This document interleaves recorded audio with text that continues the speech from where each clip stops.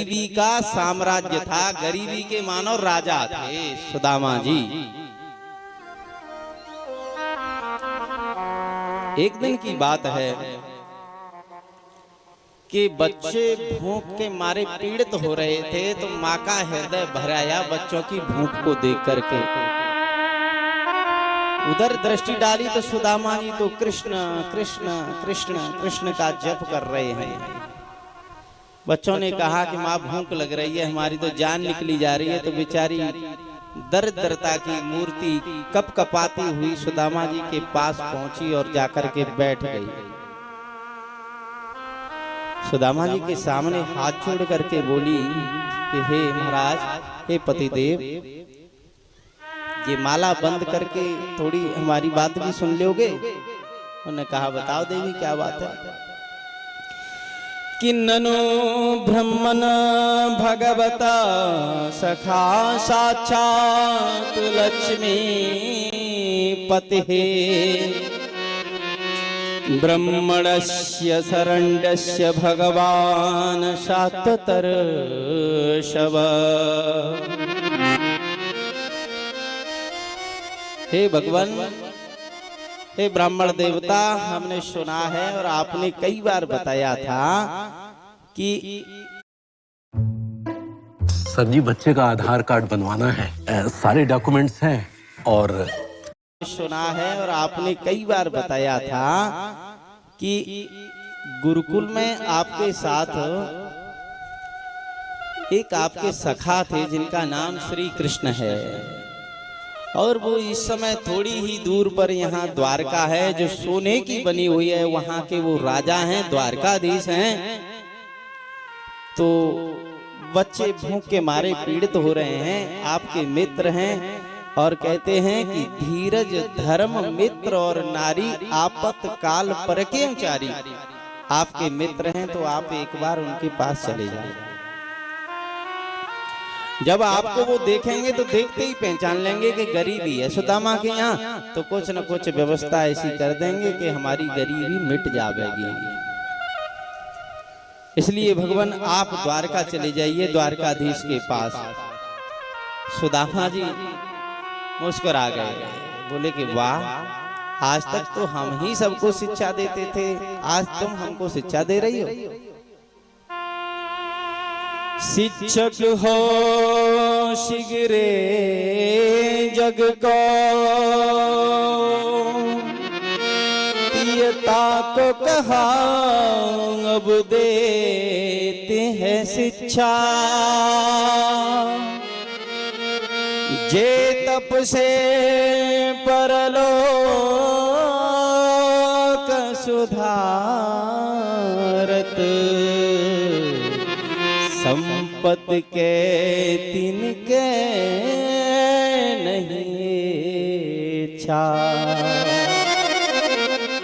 हे देवी, मैं दुनिया को शिक्षा देता था, आज तुम मुझको शिक्षा दे रही हो। जो लोग अपने इस लोक में कुछ चाहते हों, ऐश्वर्य चाहते हों, धन चाहते हों, संपत्ति चाहते हों, कि पत्नी चाहते हों, कि पुत्र चाहते हों, या परलोक चाहते हो भजन के बदले में, तो बोले कि वो पागल हैं। और जो भगवान के लोक को चाहते हैं उनको तो केवल भिक्षा से ही लेना देना रहता है, उनको अन्य किसी वस्तु की कोई इच्छा नहीं रहती।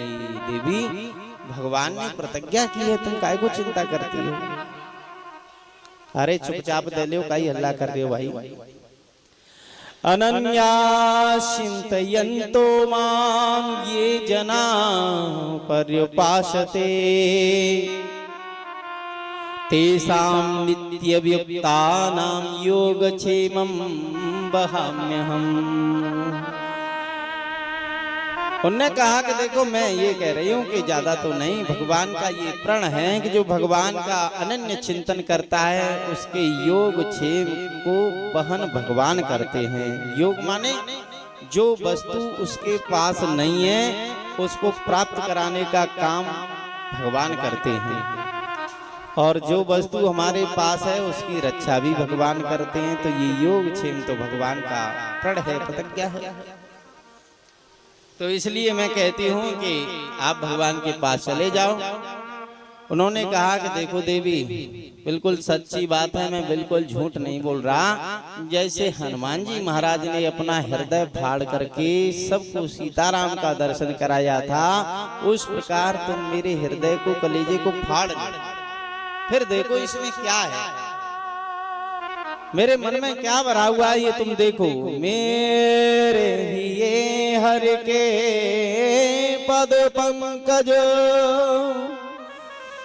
12,000 देख परीक्षा,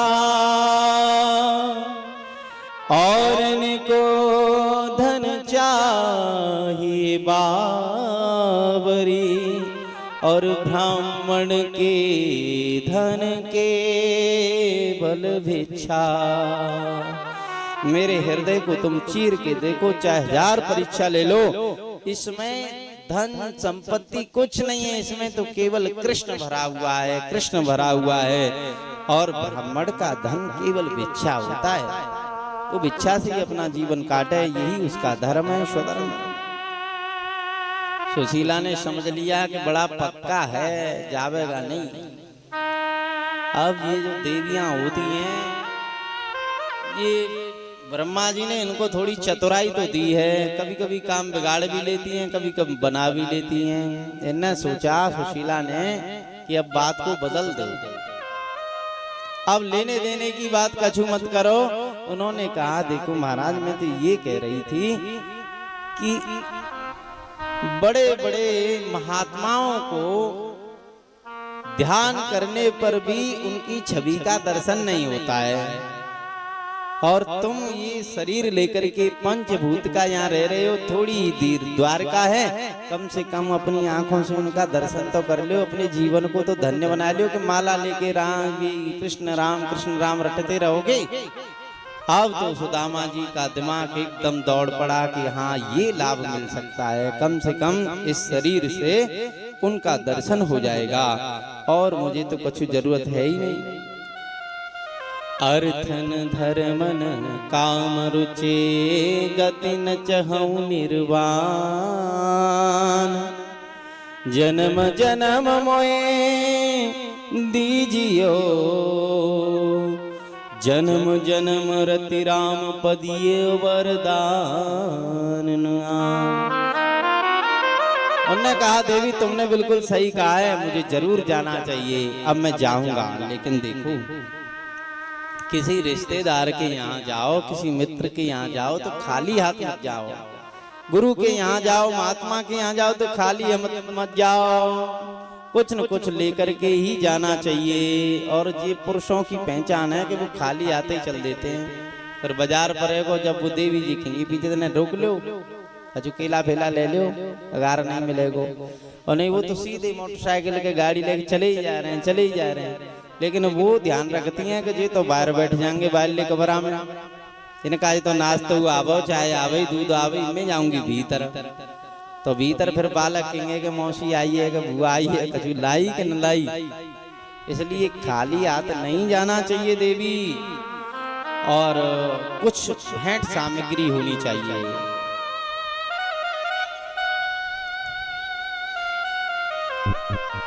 उन्होंने कहा कि महाराज घर में तो कई दिनों से कुछ दाना भी नहीं है, एक दाना भी नहीं है।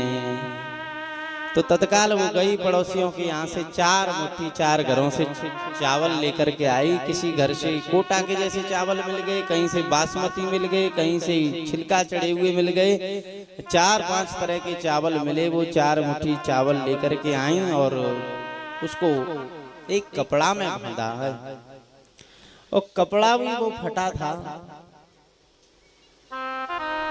कहने का मतलब ये है कि उसने जिस समय उन 4 मुट्ठी चावलों को सुशीला ने बांधा तो भगवान से कहा कि भगवान देखो, अर्थ धर्म काम और मोक्ष सभी पुरुषार्थ आपके ही समर्पण में है, मुझे कुछ नहीं चाहिए, आप बस भोग लगा लेना। और अपनी गरीबी का जो इतिहास था वो उन चावलों के बहाने उस कपड़ा में बंद कर दिया। और सुदामा जी उसको लेकर के चल दिए, मनोरथ करते चले जा